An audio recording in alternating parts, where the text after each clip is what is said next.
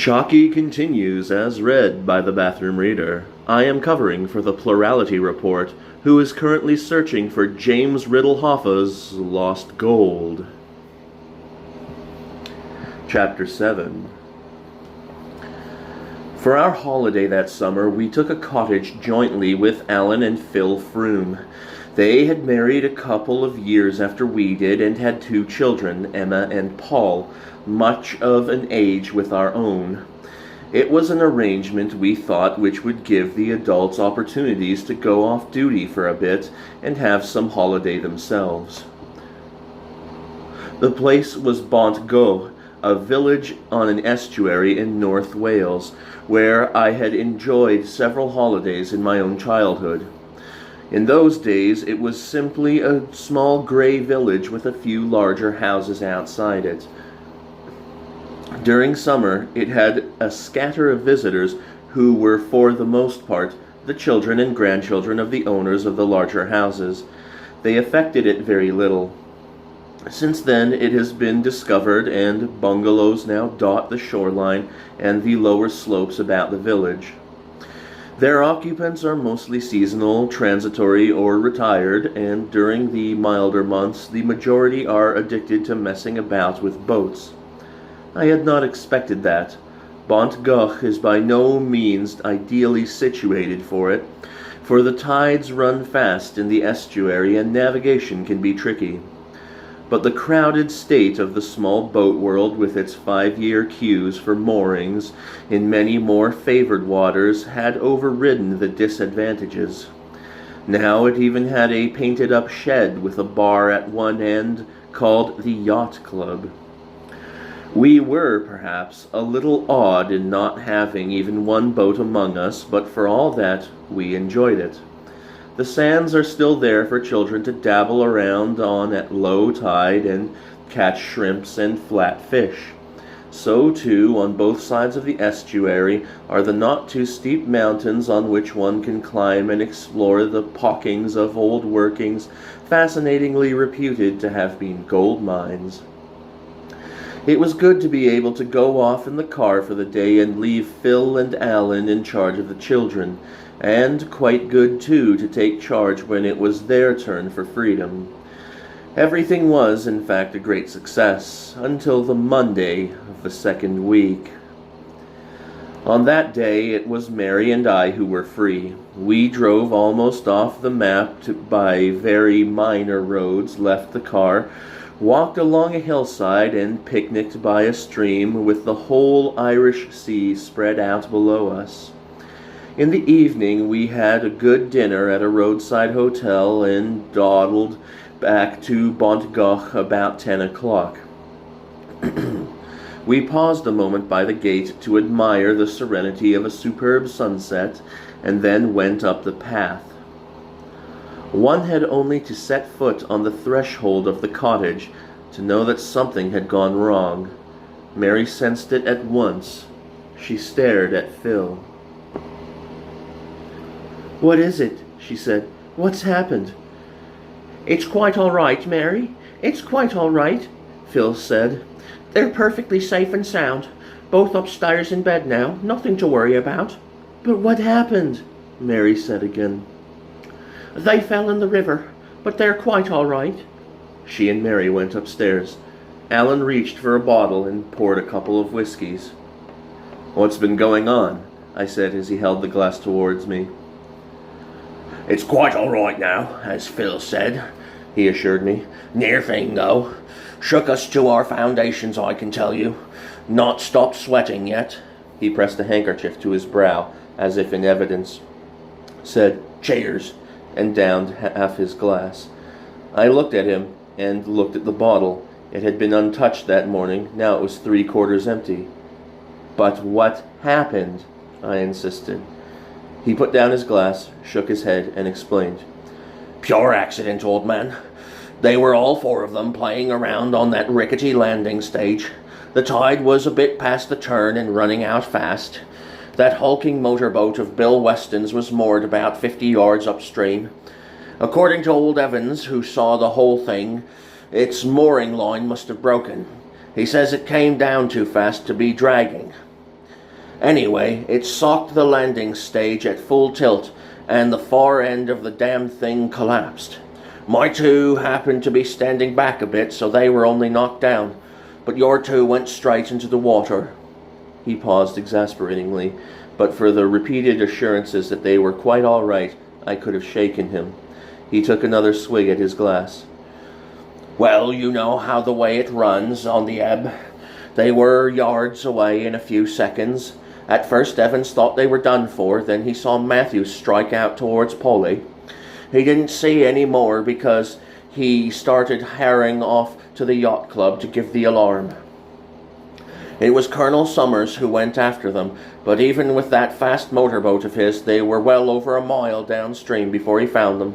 Matthew was still supporting Polly. The old boy was tremendously impressed. He says that if he ever saw anything that deserved a medal, that did. And he's going to make sure Matthew gets one. We were in here when it happened. My two never thought to tell us until they had seen the Colonel's boat chase off after them. Not that we could have done anything, but Lord, oh Lord, waiting for him to come back. I hope I never have to spend an hour like that again. Anyway, it came out all right, thank God, and thanks to young Matthew. There's no doubt at all your Polly had been a goner but for him. Damn good show, and if the Colonel needs any backing for that medal idea, he'll certainly get mine. He's all the best to him. He deserves it." Alan finished off his drink at a gulp and reached for the bottle again. I finished mine too. I felt I needed it. Everybody ought to be able to swim. It had worried me at times for the last year or two that Matthew could never succeed in swimming more than 3 consecutive strokes. I was shushed away from the room Polly was sharing with young Emma. "She's fast asleep," Mary told me. "She's got a nasty bruise on her right shoulder. We think she must have hit the boat as she fell. Otherwise, she seems only tired out. Oh, David." "It's all right, darling. It's over now." "Yes, thank God. Phil told me all about it. But David, how did Matthew do it?" I looked in on Matthew. The light was still on. He was lying on his back, staring at it. I had time to catch his worried look before he turned his head and saw me. "Hello, Daddy," he said. Momentarily he looked pleased and relieved, but the anxious expression soon came back. "Hello, Matthew. How are you feeling?" "All right. We got jolly cold, but Auntie Phil made us have a hot bath." I nodded. He certainly looked all right now. "I've been hearing great things about you, Matthew." His look of worry grew more marked.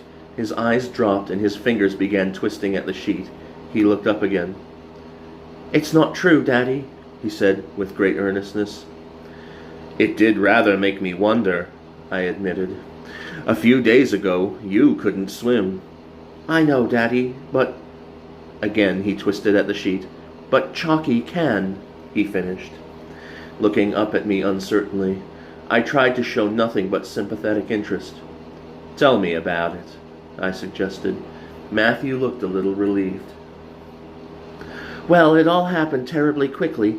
I saw the boat just going to hit, and then I was in the water. I tried to swim, but I was awfully frightened because I knew it would be no good, and I thought I was going to be drowned.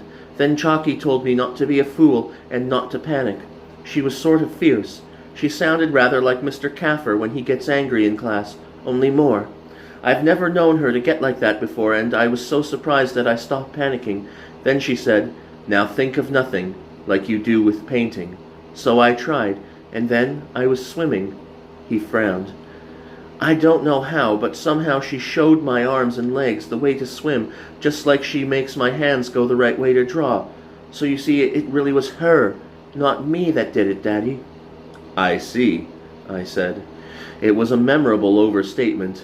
Matthew went on. "You and lots of other people have shown me how to swim, Daddy, and I tried, but it kept on not happening until Chocky did it." "I see," I lied again. I reflected for some moments while Matthew watched my face attentively. "I see," I said once more and nodded. "So of course, once you found you could swim, you struck out for the shore?" Matthew's attentive look turned into an incredulous stare. "But I couldn't do that. There was Polly. She'd fallen in too." I nodded again. "Yes," I said, "there was Polly too. That does rather seem to me to be the point." Matthew considered. I think he went back to those first frightened moments into the water, for he shuddered slightly. Then his face took on a look of determination. "But it was Chocky who did it," he asserted obstinately. Alan met my eye uneasily the next morning.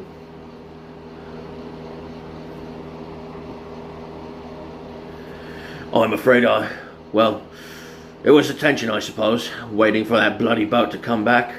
It seemed hours, not knowing whether he'd found them, not being able to do a damn thing about it. Bit of a reaction, I'm afraid." "Forget it," I told him. I'd have felt the same way myself. We sat in the sun, waiting for the call to breakfast. "What's getting me," Alan said presently, "is how did he do it? According to the Colonel, he was still supporting her when the boat came up with them. Nearly 1.5 miles, he reckons, in that fast ebb. Matthew was tired, he says, but not exhausted, and only a couple of days ago he was telling me, as if he were ashamed of it too, that he couldn't swim. I tried to teach him, but he didn't have the knack." "It's quite true, he couldn't," I told him, and then, since he knew already about the Chocky problem and had been responsible for bringing Landis into it, I gave him Matthew's version of the affair. He looked at me incredulously. "But, well, hang it, and no disrespect to Matthew, but do you believe that?" "I believe that Matthew believes it, and how else can one explain it? Besides," I told him about the pictures. He'd not heard of them before. "They somehow make it not quite as difficult to accept, or half accept," I said. Alan became thoughtful. He lit a cigarette and sat silently smoking it, gazing out across the estuary. At last he said, "If this is what it seems to be, and I can see that it's difficult to explain it any other way, it opens up a whole new phase of this Chocky business." "That's what we thought," I acknowledged. "And poor Mary's not at all happy about it. She's afraid for him." Alan shook his head. "I can't see that she needs to be. After all, whether Chocky exists or not, and Landis incidentally seems to think that in some way she does, but whether she does or not, it is because Matthew believes she does that your two are alive today. Does Mary realize that? It ought to help her a bit." "It ought," I agreed. "But, I don't know.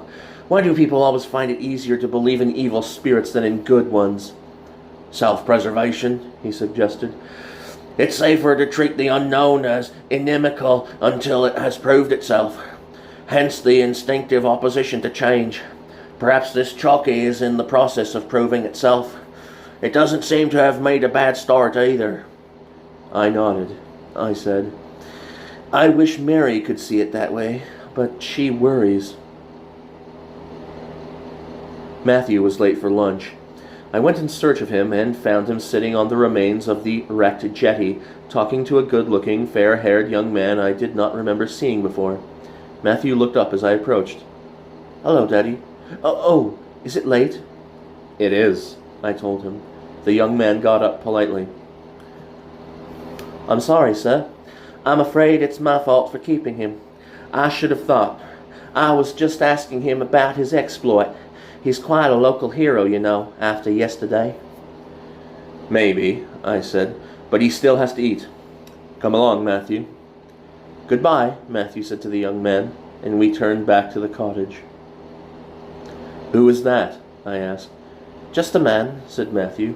"He wanted to know how Polly is after yesterday. He said he's got a little girl just like her, so he was interested." It did just cross my mind that the stranger looked a little young to be a family man of 10 or 11 years standing, but then you never know nowadays, and by the time lunch was finished I had forgotten about the incident. During the next few days Matthew developed such a passion for swimming that he could scarcely be kept away from the water. Then the holiday was over.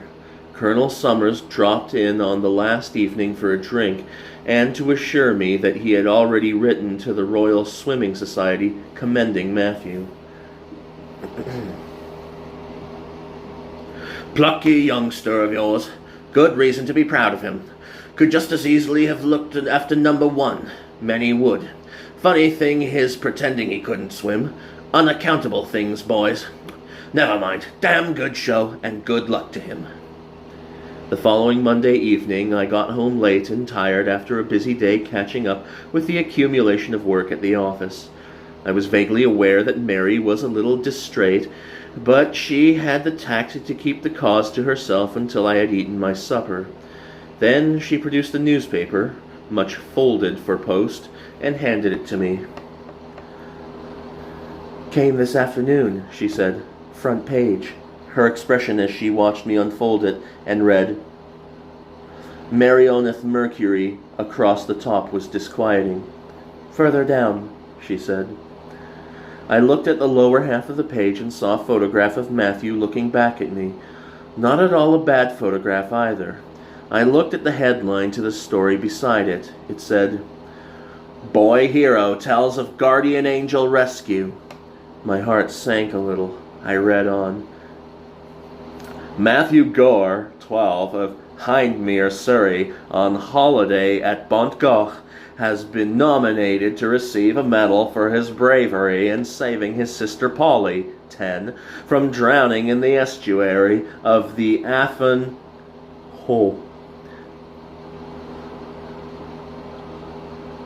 Service at Bontgoch last Monday." Matthew and his sister were playing on a light wooden jetty not far from the Bontgoch Yacht Club when a motor cruiser belonging to Mr. William Weston, a local resident, was torn from its moorings by the force of the ebb tide and crashed into the jetty, demolishing 10 feet of it and hurling both children into the swirling current. Matthew immediately struck out and, seizing his sister, supported her head above water as the flood bore them away. The alarm was given by Mr. Evan Evans, a familiar figure in Bontgoch, whereupon Colonel Summers, a well-known local resident, hastened to the scene and lost no time in giving chase in his motor cruiser. Colonel Summers was compelled to pursue the 2 children nearly 2 miles down the treacherous waters of the estuary before he was able to maneuver his boat alongside them so they could be safely grappled aboard. Said the colonel, "Matthew undoubtedly saved his sister's life at the risk of his own. England could do with more boys like him." Most astounding fact of all, Matthew did not know he could swim. Interviewed by our reporter, he modestly denied any claims to heroism. "Polly could not swim, and when I found I could, the obvious thing was to help her," he said. Questioned about this, he told our reporter that he had taken swimming lessons but had never been able to learn to swim. "When I was suddenly thrown into the water, I was terrified," he acknowledged. "But then I heard a voice telling me to keep calm and how to move my arms and legs. So I did as it said, and I found I could swim." There seems to be no doubt that Matthew is telling the truth. Our reporter was unable to find anyone who had seen him swimming before that, and it was generally thought that he could not swim. Asked if he was not astonished to hear a voice speaking to him, he replied that he had often heard it before, and so did not find it very surprising. When our reporter suggested that it could be the voice of his guardian angel, he admitted that it might be that. However unlikely the prospect of instant swimming, taught by a spiritual instructor, may seem, there can be no doubt that Matthew performed an heroic action by the bravery he showed in saving his sister's life at the risk of his own, and it is to be hoped he will be awarded the medal he so richly deserves. I looked up at Mary. She shook her head slowly. I shrugged. "Shall we?" I began to suggest. Mary shook her head again. "He'll be fast asleep now. Besides, what's the point? It's done now." "It's only a local paper. But how on earth?" Then I remembered the young man who had been talking to Matthew on the shore. "They've got Hindmere," Mary pointed out. "They've only got to look in the telephone directory." I was determined to be hopeful. "Why should they bother? It reads like a pretty phony sensation worked up by a local reporter anyway." I don't think either of us was quite certain just then whom we meant by this offstage "they," but it did not take long for me to discover that I was underestimating the enterprise of modern communications.